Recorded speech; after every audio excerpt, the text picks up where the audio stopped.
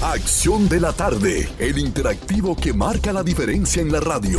Por Palma 90.7 FM. De Jesús Reyes Madera, director de la Oficina de Vulnerabilidad Sísmica de la República Dominicana. Ingeniero Reyes, bienvenido a este espacio Acción de la Tarde. Bien, muchísimas gracias. Muy contento de estar aquí y con noticias buenas para Barahona y todo el sur. Noticias buenas. Ingeniero, ¿pueden haber noticias buenas cuando su trabajo tiene que ver con fallas sísmicas? Desde luego que sí, porque esas fallas nos deben de alertar a nosotros para que nos pongamos a ver cuáles son las vulnerabilidades que tenemos, si los puentes que tenemos aquí se van a comportar bien en un terremoto, si nuestros hospitales se van a comportar bien, si nuestras escuelas se van a comportar bien. Y todo eso se llama prevención. Entonces, me agrada como lo planteó, porque realmente cuando uno, ante un tema así, que le están hablando de temblores, y entonces viene el encargado de una oficina y le dice, hay noticias buenas. Sí. Eso significa que el país está siguiendo normas internacionales de prevención. Correcto, sí, es correcto. ¿Y cuáles son esas normas en sentido general? Primeramente, doctor, que tenemos la buena noticia para la provincia, la región, con la apertura de una oficina. Entonces, desde ahí se trabajarían los temas de Barahona con relación a la vulnerabilidad de lo que son edificaciones, infraestructura y líneas vitales. Bien, si usted me preguntaba sobre la metodología, sí. La metodología es adaptada a República Dominicana con un procedimiento que se desarrolló en la Agencia Federal para Emergencia de los Estados Unidos.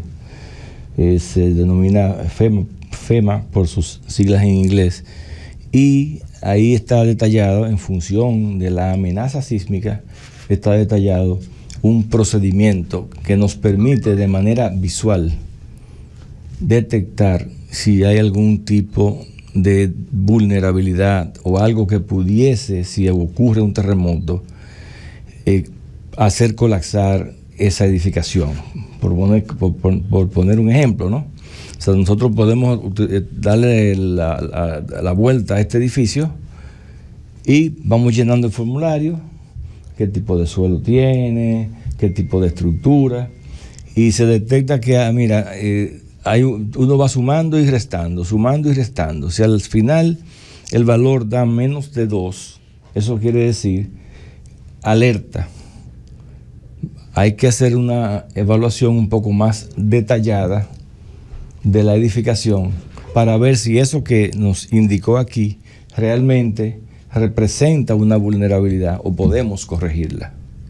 Entonces, ese es el primer acto que nosotros hacemos, que es la evaluación visual rápida, como se le llaman. A partir de ahí, entonces, ya sí podemos nosotros decir, mira, esa edificación debe comportarse bien, no debe tener ningún problema en un terremoto, o amerita que la estudiemos ya un poco más profundo, de acuerdo a los reglamentos sísmicos, al reglamento sísmico nuestro, y sobre esa base recomendar algún tipo de refuerzo para eliminar esa vulnerabilidad.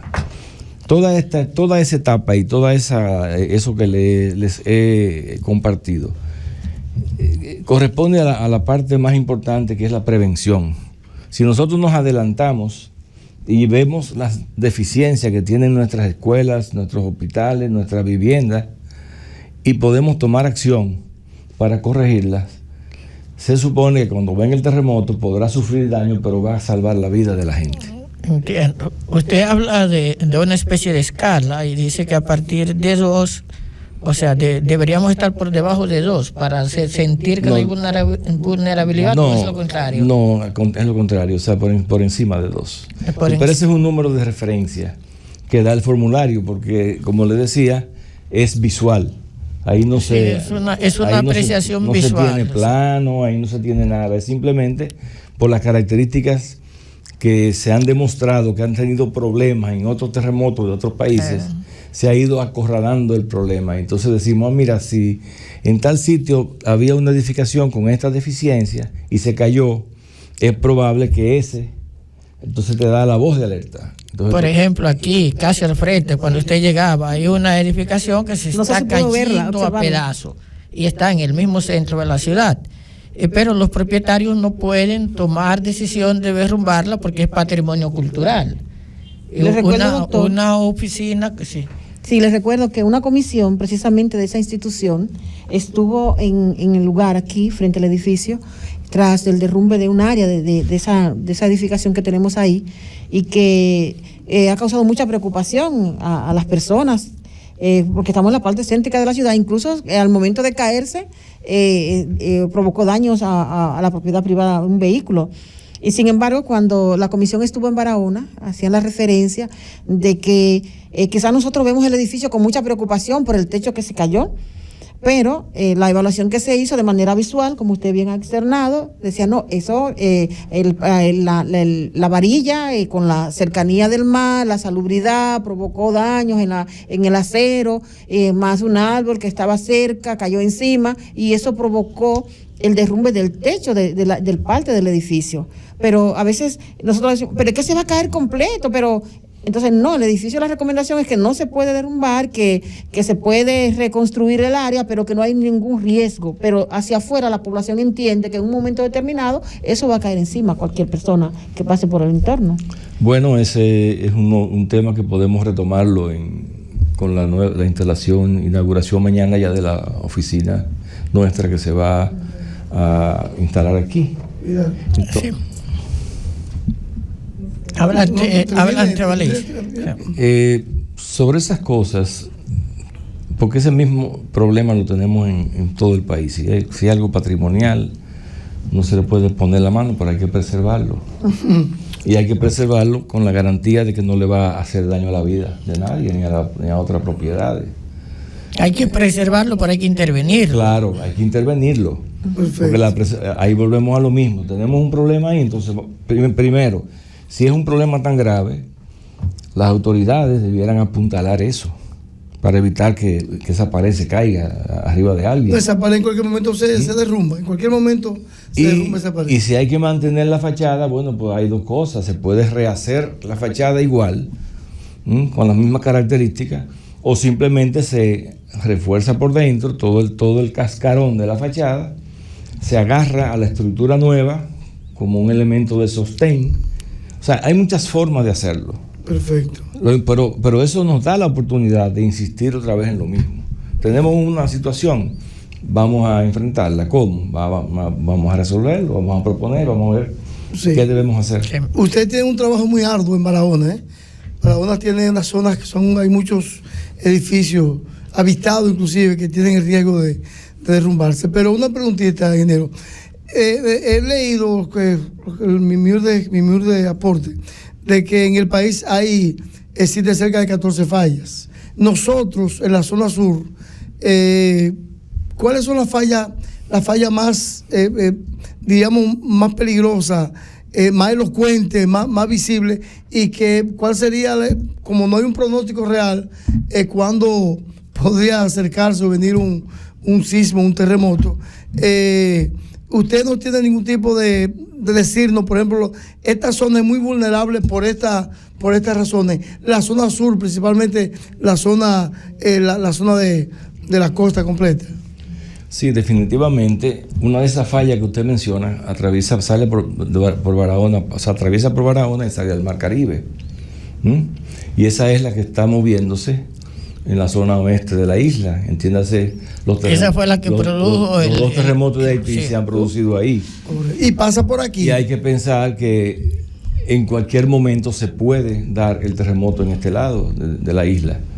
Entonces, justamente tomando en consideración esas cosas, es que estamos queriendo ampliar el alcance de la oficina, porque la idea nuestra no es solamente tener una oficina para ver cosas, sino también para que sirva de un centro de educación, para que nosotros entendamos que este país tiene la tierra y que nosotros no tenemos que ni asustarnos ni cogerle terror, porque sencillamente lo que tenemos que hacer es asumir la responsabilidad, prepararnos para eso y comenzar a ponerle la mano a las cosas que entendemos que son débiles ante terremotos, porque por ejemplo en el 2013 cayeron unas escuelas en Puerto Plata, pero aquí hay escuelas iguales que la de Puerto Plata. Aquí hay escuelas que no necesitan un terremoto para caerse. De hecho, bueno, el caso de Salinas. Sí. En el caso de Salinas, hubo un temblor de 4.2, que es un temblorcito de nada, y hubo que demoler el multiuso de la escuela de Salinas. ¿Por qué? Porque se rajó por toda parte. Entonces, ya sabemos, por la experiencia del 2003, que hay cierta tipología de escuelas que no dan buen resultado, o sea, que colapsan ante los terremotos. Debe hacerle otra preguntita, la última le prometemos. Ustedes no están actuando, en esos edificios de grande magnitud, grande tamaño, el Departamento de Sismología no está advirtiendo, no está cooperando, no está participando en esas estructuras nuevas que se están haciendo para evitar, ¿verdad?, cualquier sismo, un desastre físico.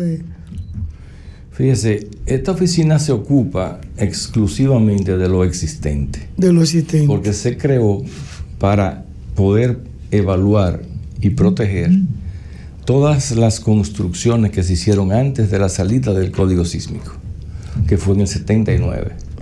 Hay una gran masa edificada de 50 años, del 1930 al 80, al 79 que salió el reglamento, que no fueron concebidas para terremotos.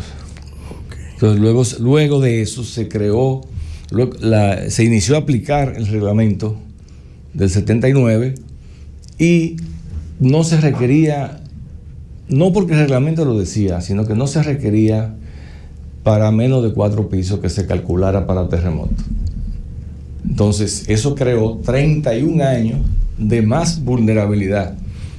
Entonces, tenemos muchísimas edificaciones, como a lo mejor usted vive en una casa, yo en otra, o un apartamento de 2 pisos, de 3 pisos, como las escuelas de 2 pisos o 3 pisos, los subcentros de salud, que son de 1 y 2 pisos, que no tienen la consideración de los terremotos, aún habiendo sido construidos después de un código sísmico. La cuestión es que este país tiene mucha gente que construye, tiene muchas compañías y tiene muchos maestros de construcción, y las autoridades se limitan a otorgar una licencia, un permiso, y no a seguir el código sísmico. Entonces tenemos edificaciones nuevas que son más inseguras que edificaciones viejas, por la razón de que los propios materiales como se están usando también son fraudulentos, no tienen la misma distribución, la misma calidad, y para ahorrarse dinero también se crea esa vulnerabilidad. Ese es un problema serio, y justo ayer tuvimos un encuentro con el actual presidente del CODIA, donde hicimos un compromiso junto con la Unión Europea para iniciar un programa a los colegiados de elevar el nivel de compromiso. Elevar el nivel de compromiso en el ejercicio profesional. Porque yo entiendo que si usted es empresario y quiere poner una constructora, que eso es lo que se está dando aquí, ya profesionales de cualquier área que tienen dinero se ponen a construir, y no siempre buscan un ingeniero, siempre, y no me gusta usar mucho esa palabra, pero en la generalidad de los casos, detrás de cada obra ilegal hay un profesional.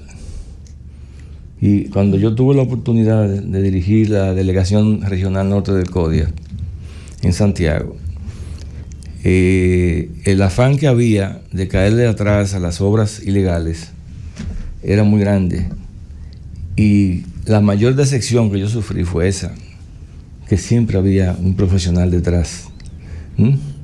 Entonces, con ese nivel de conciencia, que yo entiendo que en cierta medida ha ido cambiando, porque en este país hay empresas en todas partes que son responsables y que no quieren que se le caiga un edificio, pero también hay muchas otras donde yo tengo evidencias de vaciar columnas a mano, muros de concreto a mano, sin ningún tipo de control de nada. tengo evidencia de cómo han reducido tamaño de columna y le han quitado acero a la columna. Entonces, esos son casos extremos, pero se dan. ¿Qué es lo que hace el terremoto? Que nos lo muestra. Se rompió aquí, se rompió allí, y sencillamente lo ves lo mal que hiciste, ves a quién tú querías engañar, a quién. Entonces, uno de los temas fundamentales de esto es, primero, comenzar la parte de educación, la parte del nivel de conciencia, de que la gente entienda que aquí tiembla la tierra, que los profesionales entiendan que aquí tiembla, y que si aquí tiembla, sencillamente no se va a poder construir al mismo valor que si fuese en una zona donde no temblara la tierra, porque tiene que salir por lo menos 2 pesos más caro el metro cuadrado. Otra inquietud. Yo tengo una pregunta, ya no de edificaciones, sino con propiamente con el terremoto. ¿Cuáles son las condiciones que se deben dar, y más nosotros que somos una zona costera, para que se produzca un tsunami luego de efectuarse un terremoto? Primero, el epicentro debe estar en el mar. Es lo primero. Y tenemos aquí, a 90 millas al sur de la isla, la fosa de los muertos. Esa es una fosa donde estamos esperando un terremoto entre 7.5 y 8. 7.5 y 8. Entonces, hace unos años, creo que fue en el 2015. Pero no tiene que tener una profundidad específica. No necesariamente. Que sea en el mar. Porque si hay una rotura en el mar, puede que haya un decaimiento del fondo marino, y automáticamente eso te puede generar un tsunami u otras condiciones específicas. Pero a lo que iba a decir es que ya se hizo un estudio en toda la zona sur de República Dominicana, previendo ese efecto que usted pregunta de los tsunamis. Y se estima que si se diese ese terremoto, estamos hablando de olas entre 7 y 9 metros de altura. Eso significa que si nos vamos a ubicar al malecón, por ejemplo, yo no veo un gran farallón aquí. En Santo Domingo sí hay un farallón de roca que tiene como 5 metros. Allá estaríamos diciendo que hay 4 metros posiblemente de agua sobre ese farallón que va a meterse a la George Washington. O sea que todas esas casas que están ahí, si no comenzamos a educar desde ahora a la gente que vive ahí para que suba, no para que salga corriendo, porque eso lo agarra, eso viaja a 800 kilómetros por hora, esa ola. No es que hay mucho tiempo. Entonces, lo que hay que comenzar es una campaña de educación para que aprendan a subir, si hay un terremoto, que por prevención suban al techo. Sabemos que ya todos esos hoteles y todas esas cosas que se hicieron ahí, incluyendo el hospital de la policía y el hospital de niños, van a ser inundados. Está vulnerable todo. Van a ser inundados. En el caso el caso más conflictivo es la desembocadura de los ríos, de Jaina y Osama, porque ahí no hay farallón. Ahí si se mete una ola de 7 o 9 metros, no sabemos cuántos kilómetros para adentro va. Pero arrasa con todas esas casitas que uno ve abajo del parque, Puente Duarte y esa parte. Eso es correcto. Sí, sería terrible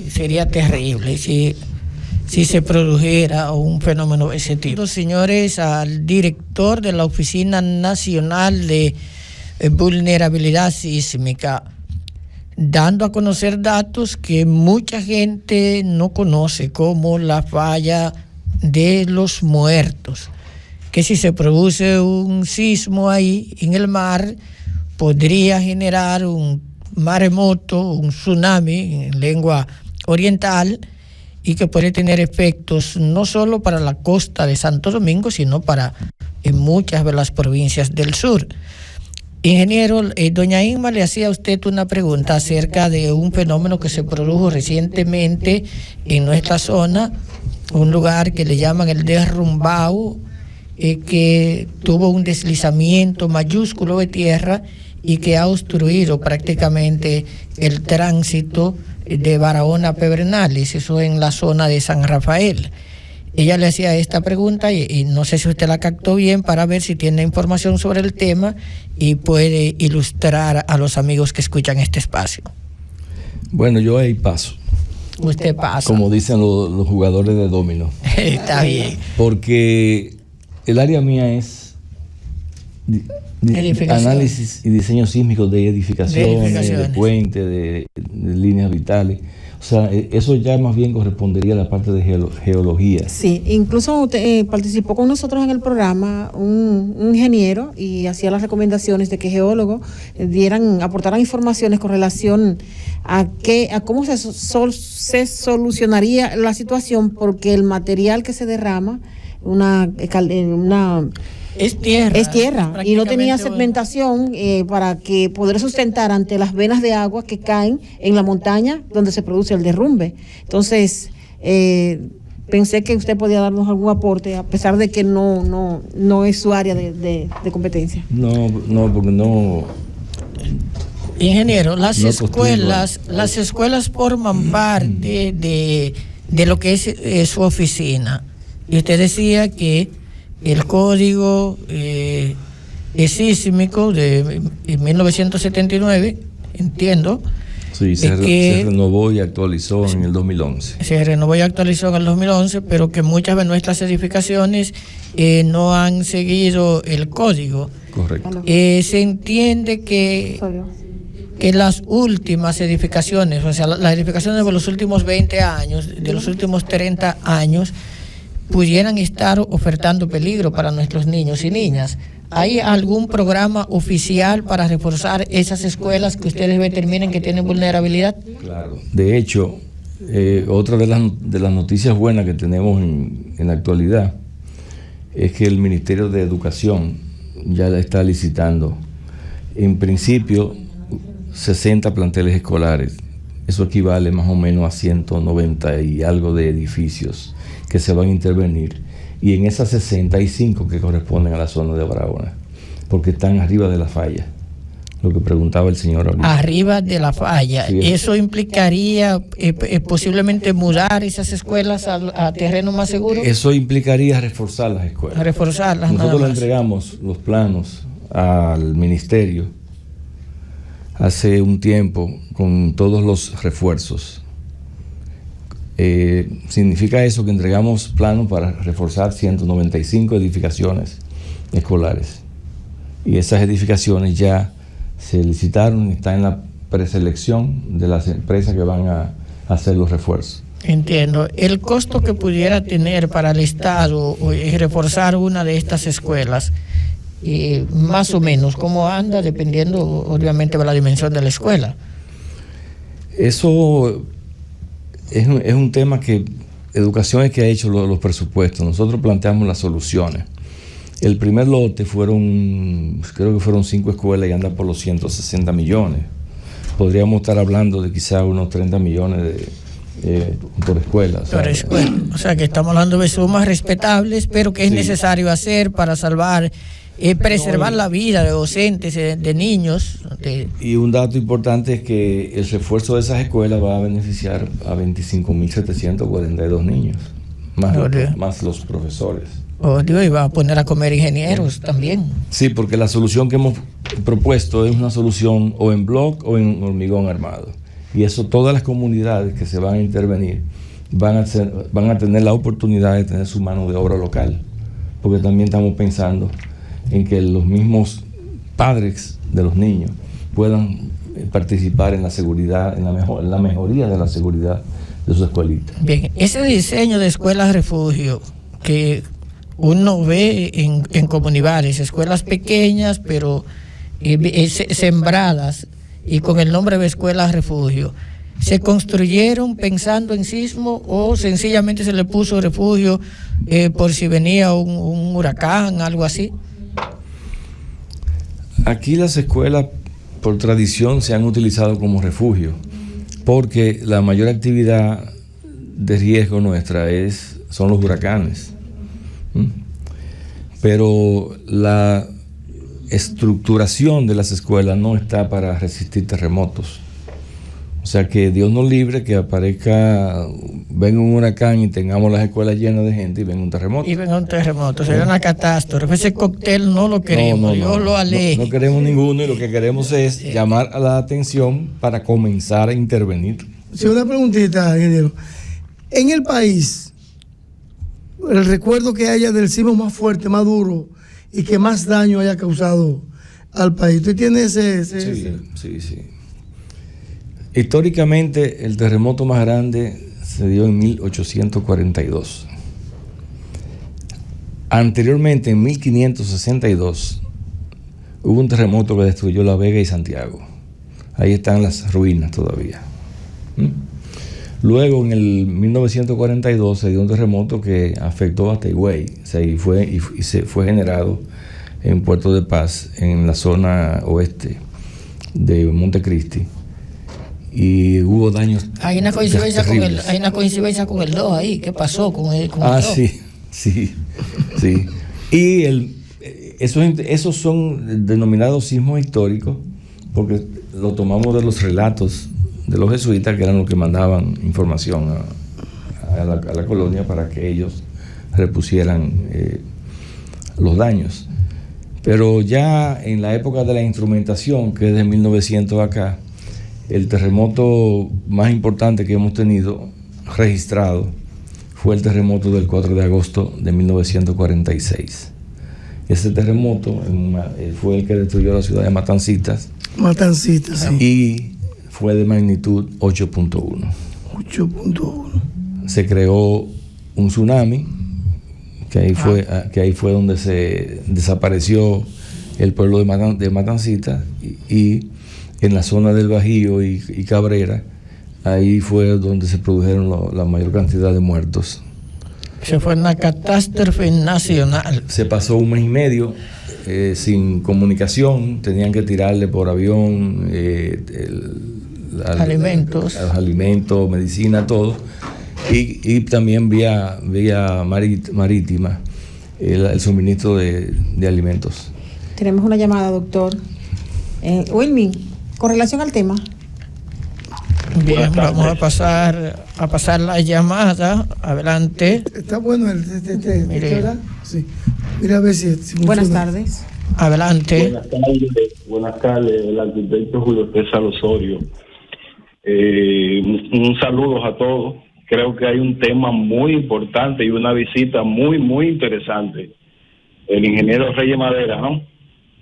Yo creo que quiero felicitarlo al señor director Dionesby por varias razones. Primero, que en el 2004, cuando el fenecido Corominas Pepín estuvo aquí al frente de la institución, nosotros como presidente del CODIA tuvimos la oportunidad de tener la colaboración de Dionesby, y ahora felicitamos al señor director por esa gran decisión que ha tomado de instalar la oficina de Dionesby.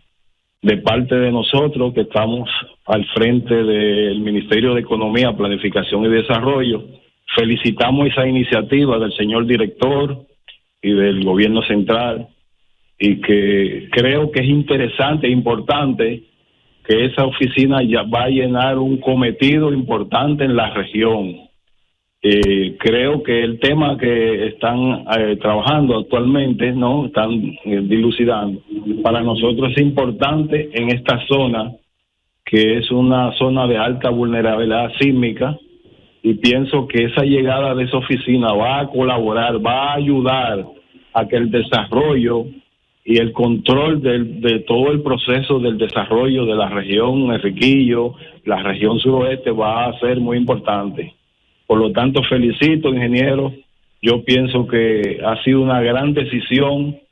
Pienso que nosotros como colegiados tenemos que felicitarlo y agradecer su buena disposición, porque creo y entendemos que eso es así, con esa iniciativa es que nosotros avanzamos el desarrollo.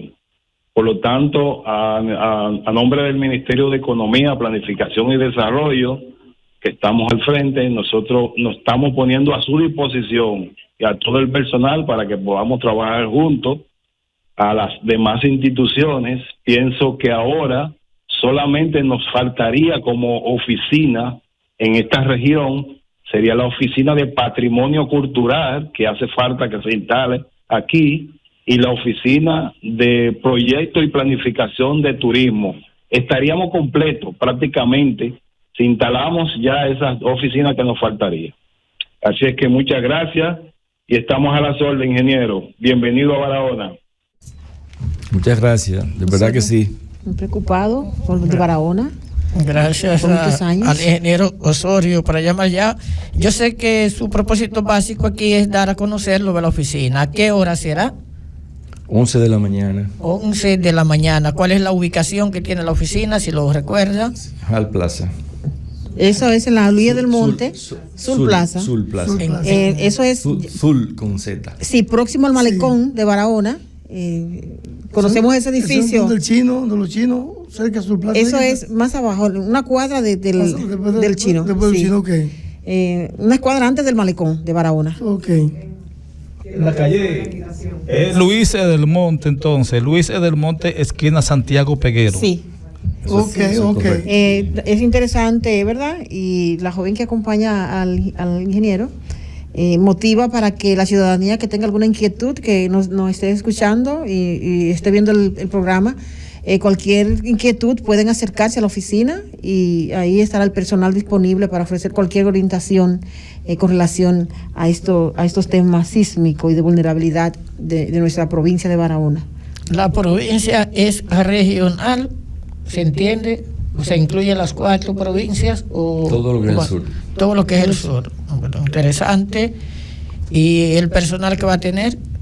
Está ya contratado desde aquí. Es de aquí. De Barahona. Y fue seleccionado hace un tiempo. Ha recibido ya varios meses de entrenamiento. Okay. Y siempre, sí, porque en lo que se acomodaba a la oficina, el local, ese equipo de profesionales fue siendo entrenado por varios meses. ¿Y la oficina misma no es vulnerable? Bueno, ese tema lo vamos a tener que analizar. Eso va a ser el primer reporte.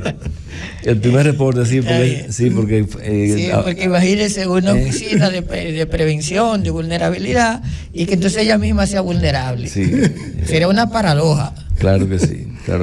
Bien, no sé si alguno de los compañeros tiene una pregunta adicional al ingeniero. De no ser así, le vamos a permitir un minuto para que usted diga lo que entienda de interés a la región y al país. Bueno, lo más importante es darle las gracias por la oportunidad que nos han brindado y decirle a la comunidad de que basta con una solicitud a la oficina por alguna inquietud o cualquier tipo de situación que se piense de riesgo, y nosotros le vamos a dar el servicio. Y a las oficinas públicas, que son a quienes mayormente nos dedicamos porque son la mayoría, también, o sea, no hay limitaciones. ONESBI está abierta no solamente para el Estado, sino para el país, para las personas que tengan alguna inquietud. Por ejemplo, ese mismo caso que ustedes vieron, se llamó y se envió una comisión, pero asimismo también en Santo Domingo, o en lo que acaba de suceder en San Cristóbal, o lo que pasó en La Vega. Entonces nosotros hemos abierto la oficina y el costo es 0, porque nosotros lo que hacemos es la evaluación visual y decimos, mira, ahí se detecta algo. Ahora, si se detecta algo, nosotros no pasamos de ahí, porque el MIBET tiene una lista de profesionales que son los que se ocupan de darle el servicio al sector privado. Pero todo lo que sea sector público, entonces sí nosotros compartimos los gastos. Y eso así lo hemos hecho y hemos tenido un buen flujo de personas del sector privado que han utilizado los servicios y se le ha dado. Interesante, así que amigo, usted que tiene una edificación que no está muy seguro de si es vulnerable, esta oficina puede hacer una inspección, primero visual, para determinar si esos riesgos existen. No le van a dar cuarto, pero información sí le van a dar. Y el sector público obviamente está obligado a reforzar sus propias entidades porque tiene que velar por la seguridad ciudadana. Hemos tenido al ingeniero Reyes con un equipo fuerte ahí, ingeniero, usted anda bien acompañado, 2 jóvenes dinámicos que acompañan al ingeniero hasta ahora, nombre suyo,